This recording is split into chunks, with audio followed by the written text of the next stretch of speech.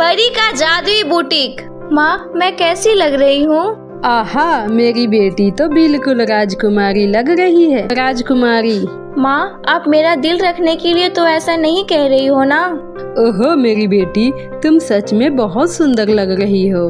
माँ, मैं चाहती हूँ कि मैं अपनी शादी में सबसे ज्यादा खूबसूरत लगूं।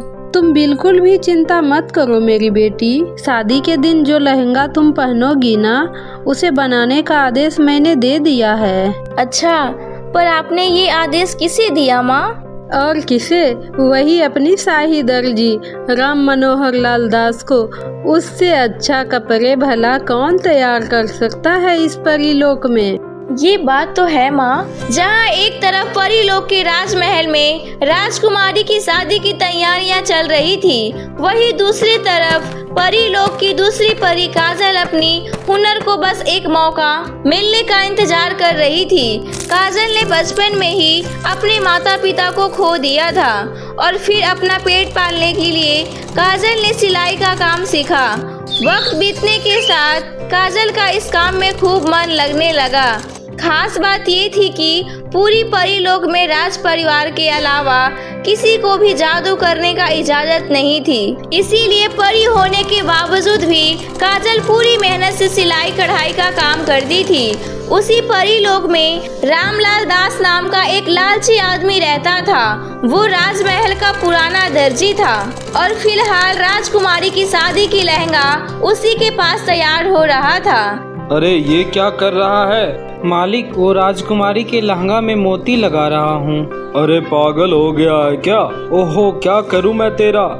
अच्छा एक बात बता, इस परीलोक में सबसे सुंदर कपड़े कौन बनाता है? जी आप मालिक। हाँ तो ये बता, मेरे अलावा राजकुमारी का लहंगा और किसी के पास बन सकता है क्या? ऐसा तो मुमकिन नहीं है मालिक।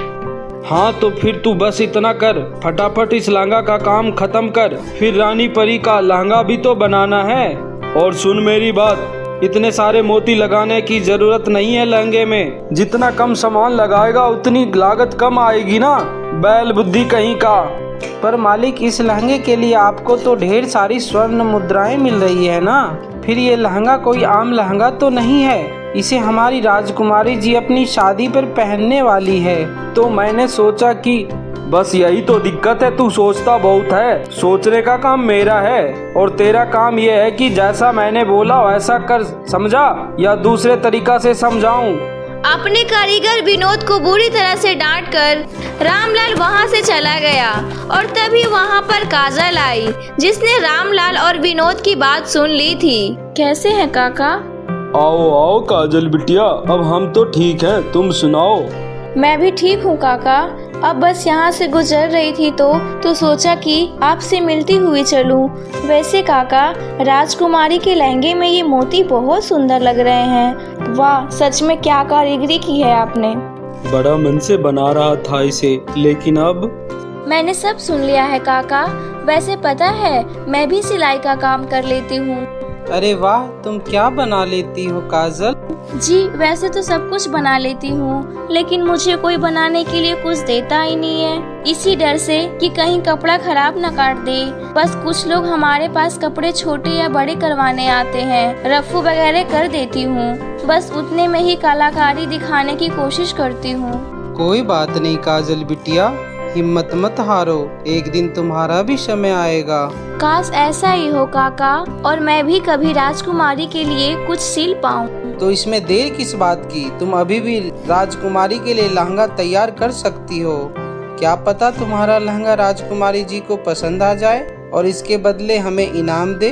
विनोद की बात सुनकर काजल को एक उम्मीद की किरण नजर आई और अगले दिन से काजल लहंगा तैयार करने में लग गई। काजल ने उस लहंगे को सुंदर बनाने के लिए सारी जमा पूंजी लगा दी और 4 दिनों के लगातार मेहनत के बाद एक बहुत ही सुंदर लहंगा तैयार कर लिया और वो लहंगे को लेकर सीधे रामलाल दास की दुकान पर गई और छुपकर वहां से उसे जाने का इंतजार करने लगी। जैसे ही रामलाल दास वहां से गया तो काजल ने उस बनाया हुआ लहंगा को सबसे पहले विनोद को दिखाया। अरे वाह बिटिया, सच में कमाल कर दिया तुमने। ऐसा डिजाइन तो कोई सपने में भी नहीं सोच सकता। वाकई तुम्हारे हाथ में गजब का हुनर है बेटी। विनोद से तारीफ सुनने के बाद काजल का आत्मविश्वास और भी ज्यादा बढ़ गया और उस लहंगा को लेकर सीधे राजमहल पहुंची। और फिर रानी परी ने उसका बनाया हुआ लहंगा को देखा तो रानी परी, क्या सच में तुमने इसे बनाया है? ये तो बहुत सुंदर है। आज तक हमने ऐसी कारीगरी नहीं देखी है और सिलाई का तो तरीका भी बहुत बढ़िया है। तुम्हारा ये लहंगा हम रख लेते हैं। अभी कुछ देर में रामलाल दास भी अपना बनाया हुआ लहंगा लाएगा तो राजकुमारी खुद ही तय करेंगे कि शादी पर कौन सा लहंगा पहनना पसंद करेगी। काजल बहुत खुश थी, लेकिन दूसरी तरफ जब रामलाल दास को काजल को राजमहल में आने की खबर पता लगा तो वो चुप तो बैठने वाला तो नहीं था। ओहो, कल की लड़की मेरा धंधा चौपट कराएगी। मेरे अलावा कोई और शाही खानदान का कपड़ा सिले, ये मैं नहीं होने दे सकता। रामलाल दास लालची होने के बावजूद भी एक नंबर का बदमाश भी था। वो कैसे भी करके काजल को अपने रास्ते से हटाना चाहता था। तभी उसे एक तरकीब सूझी और वो रोता हुआ फौरन राजमहल में रानी के पास आया। उस वक्त काजल वहीं पर थी। न्याय चाहिए रानी परी, हमें न्याय चाहिए। किसी ने मेरे दुकान से वो लहंगा चुरा लिया है जो मैंने राजकुमारी के लिए बनाया था। दिन रात करके मैंने राजकुमारी जी के लिए बहुत खास बनाया। काजल ये सुन के हैरान थी, क्योंकि उसे पता था कि रामलाल दास के दुकान पर बनने वाला लहंगा अभी तक बनकर तैयार ही नहीं हुआ था। ठीक उसी समय काजल के बनाए हुए लहंगे की तरफ इशारा करके बोला, ये लहंगा यहाँ कहाँ से आया? यही रहा मेरा लहंगा। बड़ी कमाल की बात है, ये तो मेरी दुकान से चोरी हो गया था, तो फिर यहाँ कैसे पहुँच गया? रामलाल दास की ये बात सुनकर रानी परी बहुत नाराज हो गई। उन्होंने काजल को तुरंत चोर मान लिया। काजल रोती रही और अपनी सफाई देती रही, लेकिन रानी परी ने उसकी एक नहीं सुनी और अपनी छड़ी घुमाई। रानी परी के ऐसा करते ही काजल महल से बाहर जमीन पर गिर पड़ी। पूरा दिन भूखे प्यासे भटकने के बाद काजल को एक बस्ती नजर आई। वो बस्ती की तरफ जाने लगी। एक दुकान पर जाकर बेहोश हो गई। वो दुकान असल में एक बुटीक का था। काजल को बेहोश हुए देखकर उस दुकान में से एक औरत बाहर निकली। वो बड़ी भली औरत थी। उसने काजल को पानी पिलाया और काजल को होश में आते ही उसे भरपेट खाना खिलाया। और फिर, तुम कौन हो बेटी और तुम्हें क्या हुआ था? जी, मेरा नाम काजल है और मैं प्रतापपुर से आई हूँ। मैं गरीब हूँ और काम की तलाश करने आई हूँ। अच्छा, भगवान का लीला तो देखो जरा। मैं अपनी बूटी के लिए तुम्हारी जैसी कोई लड़की ढूंढ रही थी। वो क्या है ना, अब मेरी बूढ़ी हड्डियाँ मेरी साथ नहीं दे रही। दिखाई भी बहुत कम देता है और काम भी बहुत कम होता है। एक समय था जब मेरे इस बुटीक पर एक से एक डिजाइनर कपड़े सिले जाते थे। मैं थी, लेकिन कोई बात नहीं, से मैं तुम्हें सब कुछ सिखाऊंगी, फिर मेरा ये बुटीक फिर से चल पड़ेगा। काजल बिमला की बात सुनकर मुस्कुराने लगी, लेकिन बिमला को मालूम था कि काजल सिलाई का काम उसकी उस्ताद निकलेगी। बिमला से काजल को कुछ भी सीखने की जरूरत नहीं पड़ी और कुछ ही दिनों में काजल बुटीक का सारा काम अकेले ही संभालने लगी। एक दिन बिमला के बुटीक पर बहुत बड़ा अमीर सेठ आया था, जिसे अपनी बेटी के लिए शादी का लहंगा बनवाना था। 2 दिनों तक काजल ने खूब मेहनत करके बहू वैसा ही लहंगा तैयार कर दिया जैसा राजमहल में राजकुमारी के लिए बनाया था। सेठ और उसकी बेटी उस लहंगा को देखकर बहुत खुश हुए और बिमला को तय कीमत से दुगना पैसे देकर लहंगा ले लिया। और इस तरह बिमला और काजल दोनों का काम चलने लगा, जहाँ पर बिमला का बुटीक फिर से मशहूर होने लगा।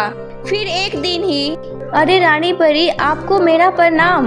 मुझे माफ कर दो, मैंने तुम्हारे साथ अन्याय किया है। मुझे विनोद ने सब कुछ बता दिया है। मैंने उस कपटी रामलाल दास के बातों में आकर बहुत बड़ा गलती कर दी, लेकिन मैं तुम्हें खुद परीलोक में ले जाने आई हूँ। काजल रानी परी की बात ध्यान से सुन रही थी और बिमला को भी सब सच्चाई का पता चल गया था, पर वो चुपचाप खड़ी थी। काजल ने बिमला को देखा, उसकी आंखों में आंसू थे। फिर काजल ने रानी परी से कहा, परी जी, मुझे माफ कर दीजिए, लेकिन मैं वहाँ परी लोग नहीं जा सकती। वहाँ तो मेरा अपना कोई नहीं है, लेकिन यहाँ पर मेरी माँ मुझे मिल गई। तभी रानी परी काजल को एक बक्सा देते हुए कहती है, ये लो इनाम जिसकी तुम हकदार हो। और इतना कहकर रानी परी अपनी परी लोग लौट जाती है। तभी काजल उस बक्से को खोल कर देखती है। अरे वाह, इसमें तो सोने के सिक्के भरे पड़े हैं। और ये सब देखकर बिमला भी बहुत खुश हो जाती है और इस तरह दोनों हंसी खुशी से रहने लगती